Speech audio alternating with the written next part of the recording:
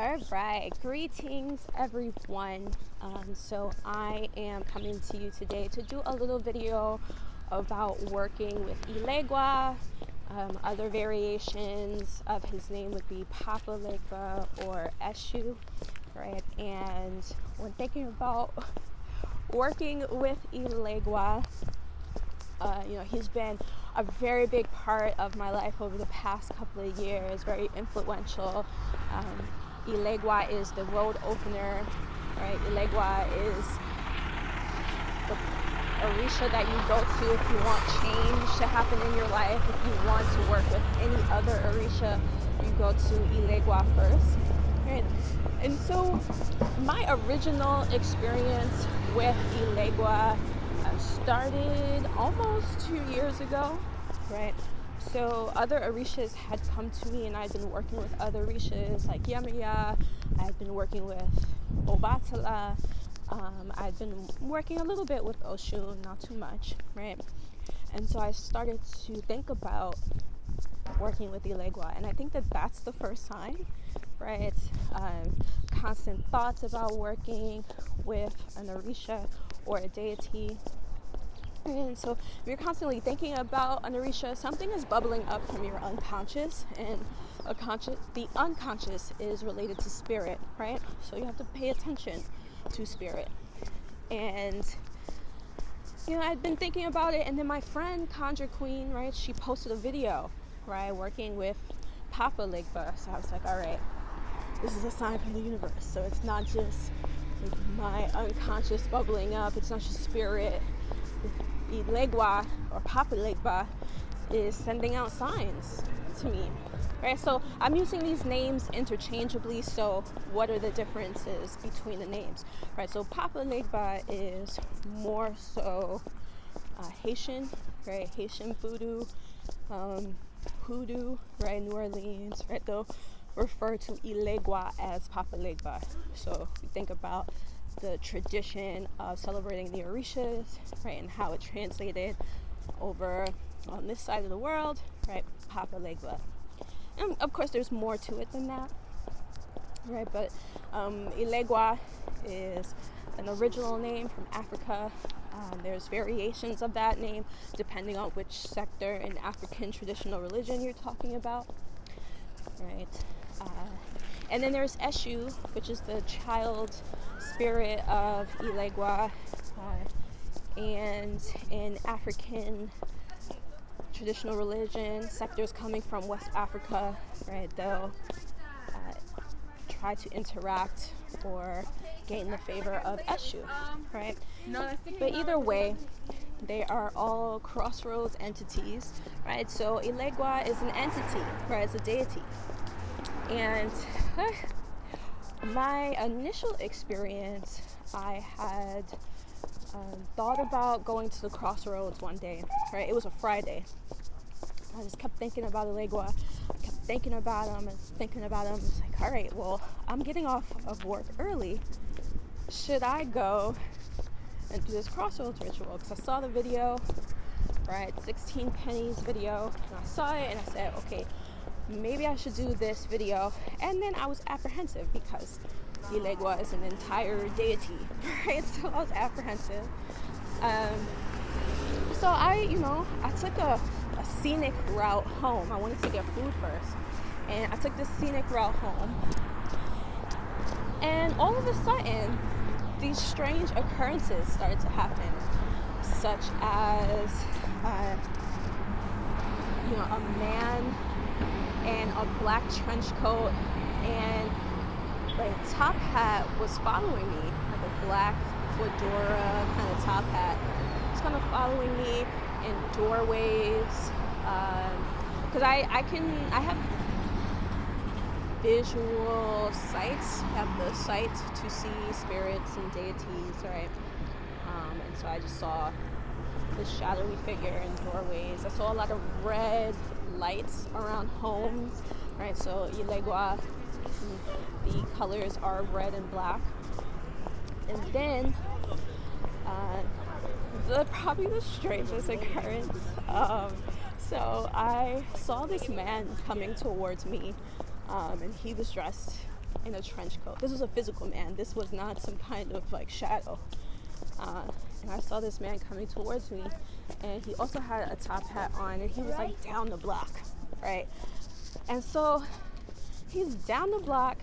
I see him coming towards me, and it's kind of a shadowy night, like the street lamps were on. And so as I'm walking towards him, I'm like, okay, this is getting weirder and weirder, right? And then I finally reached the man on the street, and it was like an older man, probably closer to, in between the 50s and the 60s. And he looked at me, and he said, hello. Very nice, warm, welcoming. He said, hello. And then he kept walking.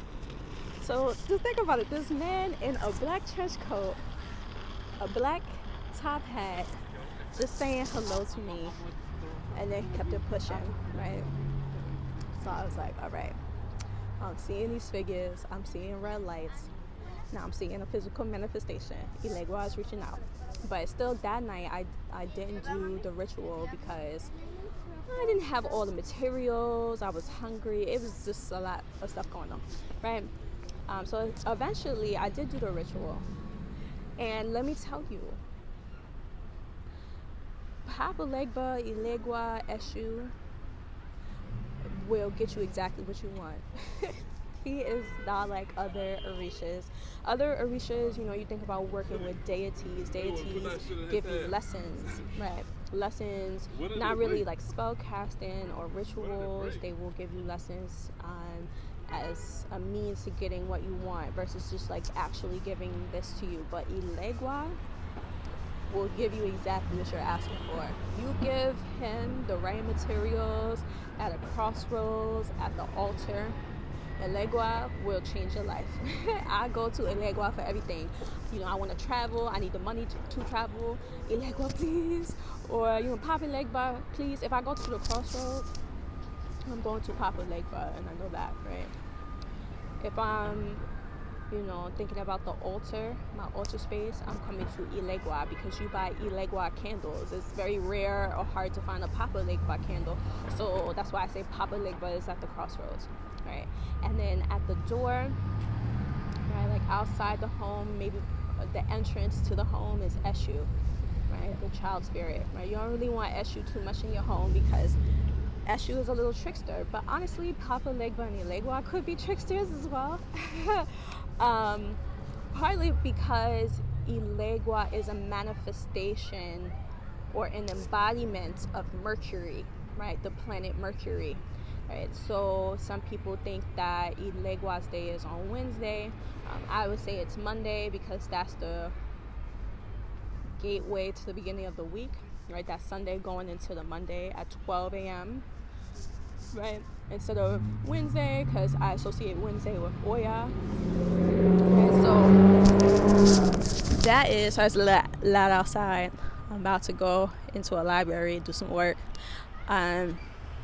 So yeah, I like working with Ellegua on Sunday nights, going into Mondays. I find that if I'm going outside to do a ritual, he really enjoys there to be very little people around, because if you think about it, if you're going to the crossroads and you're leaving all of these things at the crossroads, you don't really want that many people around because they're distractions, and Mercury, being a trickster, will try to trick you into looking back, because once you leave the crossroads you cannot look back, right? And so I try to have very little people around. And it also makes me feel comfortable just doing a crossroads ritual at 12 a.m. If there are people outside at 12 a.m. on a Sunday night. Also, I find that Ellegua really likes places of worship. So churches, synagogues, mosque if they're around, maybe because they're aesthetically pleasing. And true crossroads, which are shaped like a T. So in New York City, there's a lot of four-corner crossroads, but at the same time, crossroads shaped like a T or true Crossroads. There's another Crossroads entity that's connected to Ellegua. It's called Pampagera, so it's a female version of Ellegua. So I've been called to work with her too. She likes roses in addition to her alcohol, right? So Ellegua has also come to me or has worked well with me after a snowstorm or a rainstorm. And that could have something to do with the Orisha that aligns to me the most.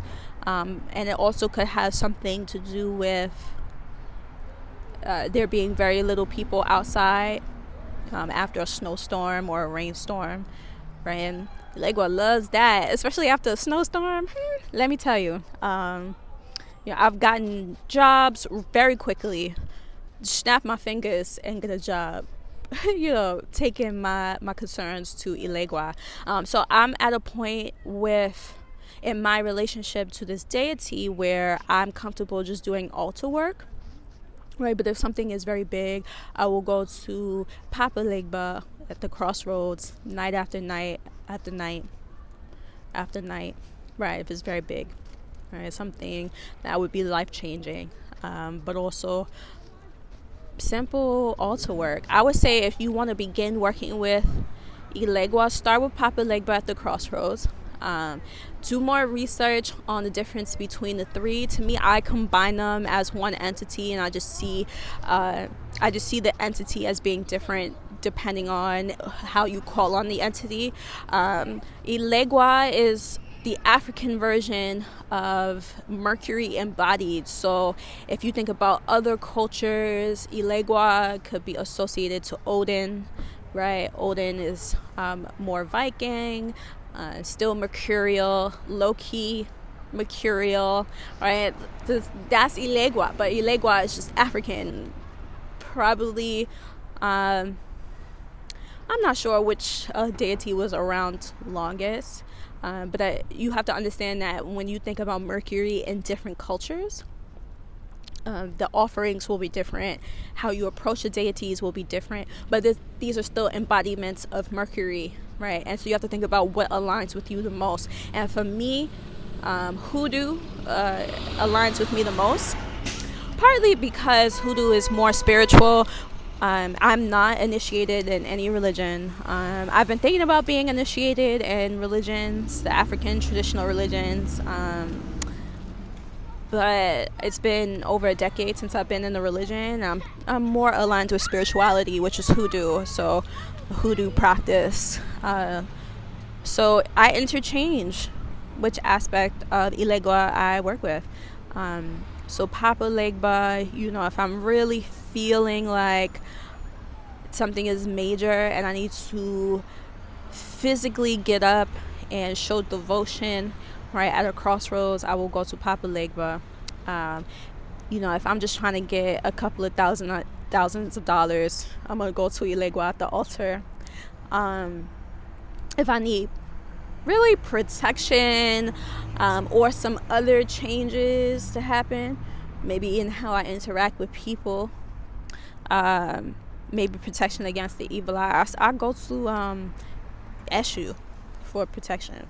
I sure do, right? And people from different religions will tell you something different, right? But this is my experience with working with this Crossroads deity, and I've had different experiences working with different Orishas, but Ellegua is really my best friend. My best friend. I go to him for everything. If I wanted to move out of the state, I'm going to Ellegua.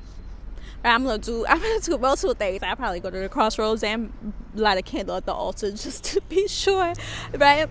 Any life-changing situations, I will go to Ellegua, right, before any other deity. And also, Ellegua is the gateway to all other Orishas, right? So if you're gonna do an altar for an Orisha, definitely research before doing the work. Research. Ellegua likes his vices. Papa Legba likes his vices. So alcohol, cigars, and then also copper pennies, right? Those are offerings that you can keep at the altar or take to the crossroads, right? And then also just keeping a little symbol of Eleggua, maybe a little offering for Eleggua if you're going to work with any other Orisha. Right, and I also make Eleggua candles. Some people ask, experienced initiated practitioners ask, why is my candle red? Where Eleggua candles are typically white. So my candles are red because I know that practitioners of all levels are going to be working with Eleggua. And red is the color of energy. It's also Eleggua's color, red and black.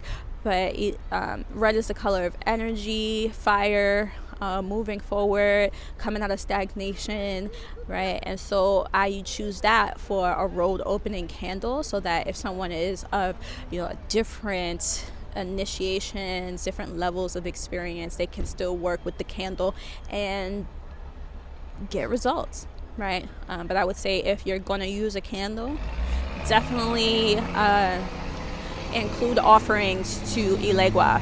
Elegua's not going to play games with you, but he will manifest things exactly the way you want. So be specific, be consistent, right?